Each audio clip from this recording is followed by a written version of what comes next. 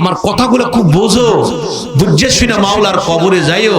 কারণ হলো চোখ যদি একবার বন্ধ হয়ে যায় বোঝার কিন্তু আর কোনো সুযোগ নাই, কোনো সুযোগ নাই।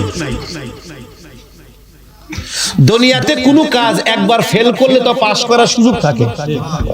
হয়তো এবার পরীক্ষায় ফেল করছি, সামনে পাস করব আশা করা যায়। এইবার নির্বাচনে পাস করিনি, আবার সামনে পাস করব আশা করা যায়।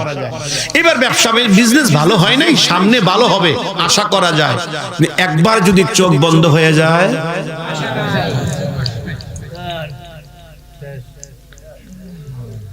এই জন্য এই কথাগুলি অন্তর দিয়ে বুঝবেন।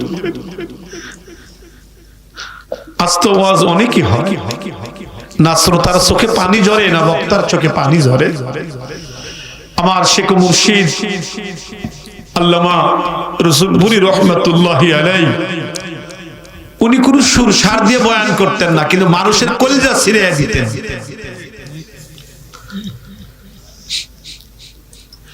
এই যে মাহফিলে আসছি, বাড়িতে ফিরতে পারবো গ্যারান্টি নেই। ওই দিন দেখেছেন অনলাইনে একজন আলোচক আলোচনা করতে করতে টেজেই মারা গেছে। আমি যেখান থেকে ফিরে যেতে পারবো আমারও গ্যারান্টি নেই, আপনারও নেই। মুসলমান ভাইরা আমার, পৃথিবীর মধ্যে যত মানুষ আসছে বাবা, সমস্ত মানুষের মধ্যে শ্রেষ্ঠ মানুষ হলো পয়গম্বরগণ। নবীদের কোনো গুনাহ নাই, নবীরা হলো নিষ্পাপ, নবীরা হলো মাসুম। বাজান এরপরে পৃথিবীতে যত মানুষ আসছেন বাজান, সর্বশ্রেষ্ঠ জামায়াত হলো সাহাবায়ে কেরামের জামায়াত।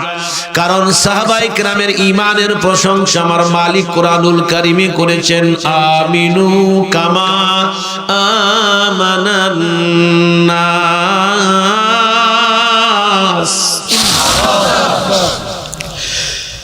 সাহাবায়ে কেরামের প্রতি আমার আল্লাহ বড় খুশি। নবীজির সব সাহাবী হলো জান্নাতি, তার মধ্যে 10 জন সাহাবী সরাসরি জান্নাতের সার্টিফিকেট পেয়েছেন। তার মধ্যে একজন সাহাবী হযরত ওসমান গনি রাদিয়াল্লাহু তাআলা আনহু। তারা যে বাজান জান্নাতি, কবরের পাশে দাঁড়াইলেই বোঝা যায় আল্লাহ যদি কোনদিন হজে নেয়, যদি আল্লাহ পাক কোনদিনও মক্কা মদিনায় যাওয়ার তৌফিক দেয়, জান্নাতুল বাকিতে ডুববেন, যেই জায়গায় 10,000 সাহাবীর কবর পড়ে আছে। কবরে যদি জিততে চান, আয়াতের মধ্যে আল্লাহ পরামর্শ দিচ্ছেন, ওয়ালা তামুতুন্না ইল্লা ওয়া আনতুম মুসলিমুন।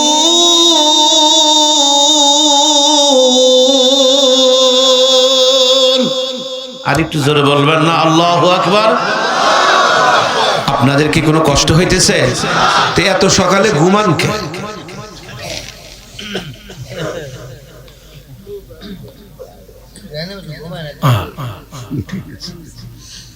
আমি এমন এক আলোচক, আমি সকাল সকলের দিকে জিবরিল কি জিবরিল এখানে কার আওয়াজ পাই? জিবরিল বলো, ইয়া রাসূলুল্লাহ আপনার বেলালের পায়ের আওয়াজ। অথচ দুনিয়ার বেলাল দুনিয়াতে আছে, জান্নাত দিয়ে ঘোরে। কি বুঝলেন? কারে কই আর কারে বুঝাই? ও আব্বা বাজান, দুনিয়াতে এমনও মানুষ আজও আছে, চলে দুনিয়াতে, ইন্তেকাল হয় নাই তাই চলে দুনিয়াতে, কিন্তু বাস করে জান্নাতে।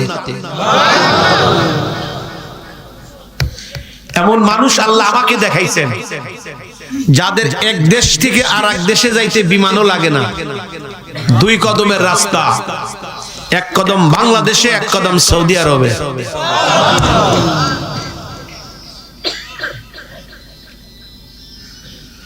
আরে এমনও মানুষের দুনিয়াতে আছে, আপনাদের জন্য মক্কা মদিনা 5,500 কিলোমিটার দূর।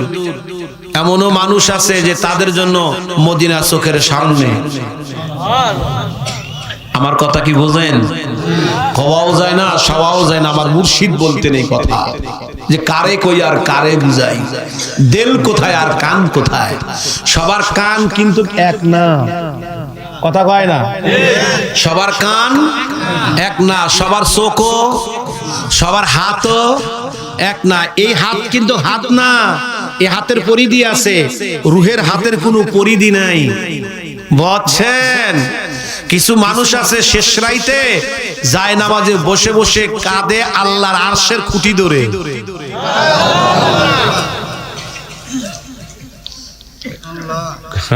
কোন শান্তিতে যে আছি কেমনে বুঝাই। আল্লাহ পাক আমাদের এক শ্রেণীর শান্তি দিছে এই জায়গায়। যদি মানুষ বলে যে তামাম দুনিয়া আপনারে দিয়ে দেই, এই শান্তিটা আপনি আমাদেরকে দেন, আল্লাহর কসম দেব না, দেব না। শান্তি মানুষ বোঝে না, শান্তি এক ভিন্ন জিনিসের নাম। হুজুর বলেন কি, মানুষ কাকে বলে? যখন আপনি মার্কেটে যাবেন দেখবেন কাগজের ফুল দেখা যায়। কিসের ফুল? আজকে ট্রেজে নাই, গতকাল পেয়েছিলাম আমরা। বাংলাদেশের কিছু শীর্ষ আলেম, মুন্সিগঞ্জে প্রোগ্রাম ছিল, আমি ছিলাম গুনাগার, হাসান জামিল সাহেব ছিল, খালিদ সাইফুল্লাহ আইয়ুবী ছিল, এরপরে আমাদের সাদিকুর রহমান আল আজহারি সাহেব ছিলেন, এরপরে পাকিস্তানের এক শায়েখ ছিলেন। আমরা সকল আগামীকাল সেই সম্মেলনে কথা বলেছি। আজকে যে পরিমাণ শ্রোতা আছেন, গতকাল এর চেয়ে ডাবল মাইকই ছিল। সুবহানাল্লাহ। মুন্সিগঞ্জে এত ফুল দিছে টেজে, কিন্তু ফুলগুলা সব কাগজের। কিসের? কিন্তু দেখতে ফুল বাগানের চেয়েও যে আসল ফুল তার চেয়েও সুন্দর। কিন্তু জিজ্ঞাসা করতে চাই, বলুন তো আসলেই ফুল না নকল ফুল? জোরে কয় না। দেখতে মুসলমান ভাইরা আমার, কাগজের ফুল যেরকম আসল ফুল নয়। যদি নাক লাগান কোনো ঘ্রাণও পাবেন না, কিন্তু রাত্রের বেলায় এক ধরনের ফুল ফোটে। প্রতীক যখন হেঁটে যায়, শুধু তাকিয়ে তাকিয়ে থাকে কোন জায়গায় থেকে গ্রামটা আসে। বাগান ফুলটা লম্বাও নয়, তেমন সুন্দর নয়, কিন্তু এত গ্রাম প্রতীক খুঁজে বেড়ায় ফুল গাছটা কোন জায়গায়। এ মুসলমান ভাই আমার, কাগজের ফুল যেরকম ফুল নয়, হাসনা হেনা ফুল দেখতে যদিও ভালো নয়, তবু যেরকম ফুল। বাগান মানুষ লম্বা হলেই শুধু মানুষ নয়, মানুষ সুঠাম দেহের অধিকারী হলেই শুধু মানুষ নয়, বাগান শুধু মেম্বার চেয়ারম্যানের আসন গ্রহণ করলেই শুধু মানুষ নয়, বাগান বড় বিদ্যান হলেই মানুষ নয়, লক্ষ লক্ষ হাজার হাজার কোটি টাকার মালিক হলেই শুধু মানুষ নয়। বাগান মানুষ বলা হয় যার ভিতর ভালো, সেই হলো প্রকৃত মানুষ।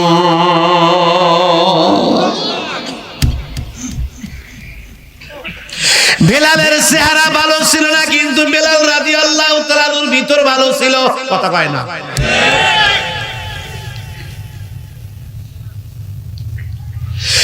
এই চেহারার কোনো মূল্য নাই যদি আপনার ভিতরকে আপনি না সাজাইতে পারেন। এই জন্য আমার নবীজি বলেন, আলা ইন্না ফিল জাসাদি মুযগাতান ইযা সালুহাত সালুহাল জাসাদু কুল্লু ওয়া ইযা ফাসাদাত ফাসাদাল জাসাদু কুল্লু আলা ওয়া হিয়াল কলব।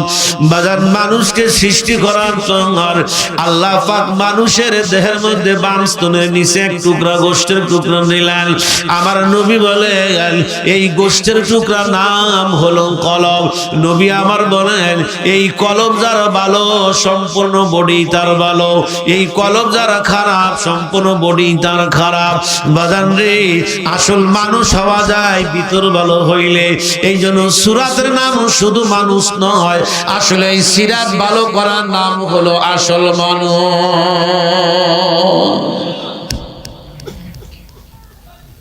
এই জন্য প্রায় মাহফিলে বলি, ঢাকাতে আমার আর উজানি পিসাবের মাহফিল, হুজুরের আগ দিয়ে আমি বয়ান করতেছি, অনেক লোক হয়েছে। এখন আমি ঘরে গিয়া হুজুরকে বলছি, হুজুর আজকে মাহফিলে অনেক লোক হয়েছে। হুজুর আমার হাত ধরে বললেন, সাইফি সাহেব, লোক অনেক হয়েছে, মানুষ খুবই কম হয়েছে। আমার কথা কি বুঝতেছেন নাকি আপনারা? লোক অনেক হয়েছে, মানুষ খুব কম হয়েছে। আমি তো বুঝে ফেলছি হুজুর কি বলতে চায়। তা আমি বললাম, হুজুর আমি কি মানুষ হয়েছি? হুজুর বললেন যে চেষ্টা করো। সেই দিন থেকে আমিও শিওর, আমিও মানুষ হতে পারি নাই। যদি আমিও মানুষ হইতাম তাহলে তো আমারই কইতো। এই জন্য আপনাদের আদরে মিনতি করি, আমার জন্য একটু দোয়া করবেন, আল্লাহ যেন আমাকে মানুষ বানায় দেয়। কি নিয়ে যাব,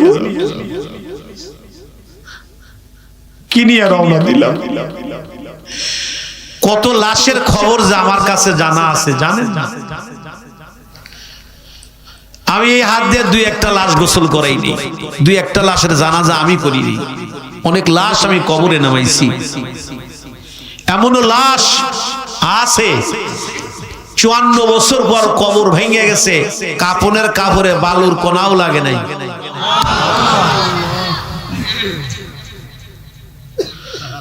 আমাদের গ্রামের পাশে একটা গ্রাম আছে, এই গ্রামে আগামী 19 তারিখ মাহফিল। গ্রামের পক্ষ থেকে আমার আজীবন দাওয়াত, যতদিন বাইসা আছে ওনাদের কথা। সেই জায়গায় একটা লাশ আছে, যেই দিন ইন্তেকাল করছেন নিজের গোসল নিজে করছেন, নিজের কবর নিজে খনন করছেন। বোঝেন কিছু?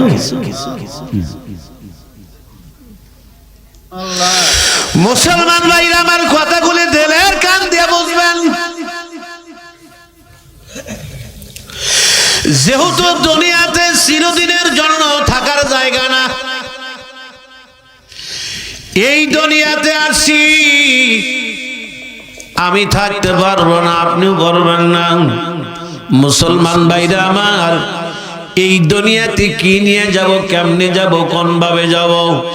এই জন্য রব বলেন, তুমি যদি জান্নাতের বাড়ি আসতে চাও তাহলে দুইটা কাজ তোমার করা লাগবে। এক নম্বর, আল্লাযীনা আমানু ওয়া আমিলুস সলিহাত।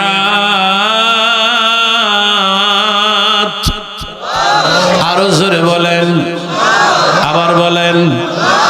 যদি জান্নাতের বাড়ি যেতে চান, এক নম্বর কাজ হলো ইমানদার হওয়া, ঈমান আনা। আমি জিজ্ঞাসা করতে চাই, যদি বলি আমরা ইমানদার না বেঈমানদার? আমরা সকলেই বলবো ইমানদার। আসলে বাজান, ইমানের দাবি করলে ইমানদার হওয়া যায় না। কোরআন সুন্নাহ যদি সমর্থন না করে সে ইমানদার হইতে পারে না। এ মুসলমান ভাইরা আমার, ঈমান বলা হয় 3 বস্তুর নাম। 1 নম্বর অন্তরের দ্বারা বিশ্বাস করা, 2 নম্বর জবানের দ্বারা স্বীকার করা, 3 নম্বর আমলের দ্বারা প্রমাণ করা। জিজ্ঞাসা করতে চাই, আমরা যদিও অন্তর দ্বারা স্বীকার করেছি আল্লাহ বাদে কোনো মাবুদ নাই, আবার স্বীকার উচ্চারণ করেছি জবান দিয়া, লা ইলাহা ইল্লাল্লাহু মুহাম্মাদুর রাসূলুল্লাহ, পড়েছি আশহাদু আল্লা ইলাহা ইল্লাল্লাহু ওয়াহদাহু লা ওয়া আশহাদু আন্না মুহাম্মাদান আবদুহু ওয়া রাসূলুহু। এটা জবান দিয়ে উচ্চারণ করেছি, কিন্তু এখন বাকি হলো আমাদের আমল। কথা কয় না। জিজ্ঞাসা করতে চাই, এই গ্রামে 2-1 জন বেনামাজি আছে না নাই? বেনামাজি থাকতে পারে, তবে বিড়িখোর কিন্তু নাই। বিড়িখোরও আছে, বিড়িখোর থাকতে পারে, তবে এলাকায় সুদখোর নাই। সুদখোর থাকতে পারে, তাই দেখে এলাকায় বেপরদা নাই।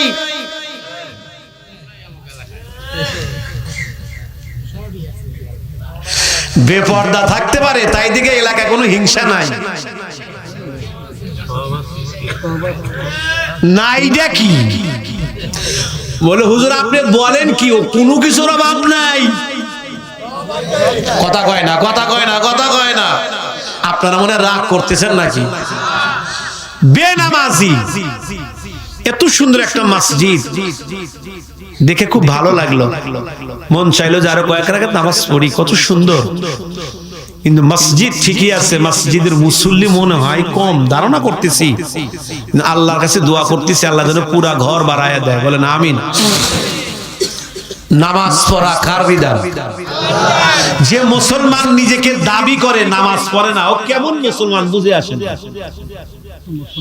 কোন গ্রামে যেন গেলাম, মানিকগঞ্জ, ওই গ্রামের নামটা ভুলে গেলাম, সাটুরিয়া থানাতে একটা এলাকায় গেছি।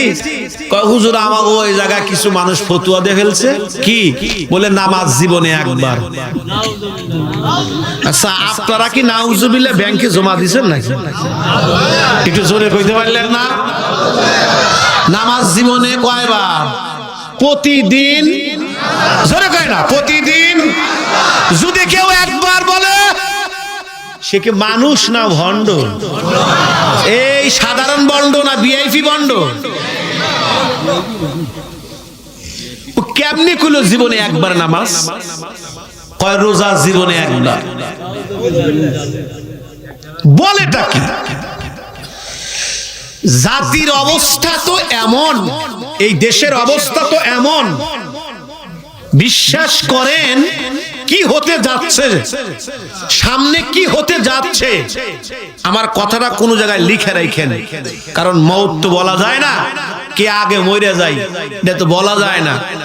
এই জাতির ভাগ্যে আকাশে কালো মেঘ ধেয়ে আসতেছে, এত অন্ধকার। মনে করেন না যে জুলাই আগস্ট পেয়েছেন আর নতুন স্বাধীনতা পেয়েছেন, না বাবা, নতুন স্বাধীনতা এখনো পাননি, বরঞ্চ এত অন্ধকার সামনে আসতেছে, খেলা তো দেখবেন সামনে। আমার কথা ভালো করে শোনেন বাবা, মনে রাখেন, এটা দল বল নির্বিশেষে বলছি, কোন দলকে কটাক্ষ করে নয়, কাউকে আঘাত করার জন্য নয়, কারণ একজন আলেম পক্ষপাতিত্ব করে কথা বলতে পারে না। একজন আলেম সকলেরই আলেম, সকলের প্রতি আমাদের মায়া, সকলের প্রতি আমাদের দয়া। কোন দল আমাদের শত্রু নয়, কোন মতের মানুষ আমাদের শত্রু নয়। নবী যেমন সবার কাছেই নবী, ঠিক একজন আলেমও সবার কাছেই আলেম। এই জন্য দরদ দিয়ে কথা বলি, কোন দল আমাদের শত্রু না, কেউ আমাদের শত্রু না। সঠিক যে কথাগুলি জাতির সামনে, এগুলোই আমাদের উপস্থাপন করা দরকার। সামনের দিন ভালো না, ভালো না, ভালো না। আজ থেকে নিয়ে 15 বছর আগে আল্লাহর এক কুতুব আমাকে বলছেন, সাইফি মনে রাখো কি হতে যাচ্ছে। আর আজ থেকে নিয়ে 700 বছর আগের একটা ভবিষ্যৎবাণী আছে কি হতে যাচ্ছে।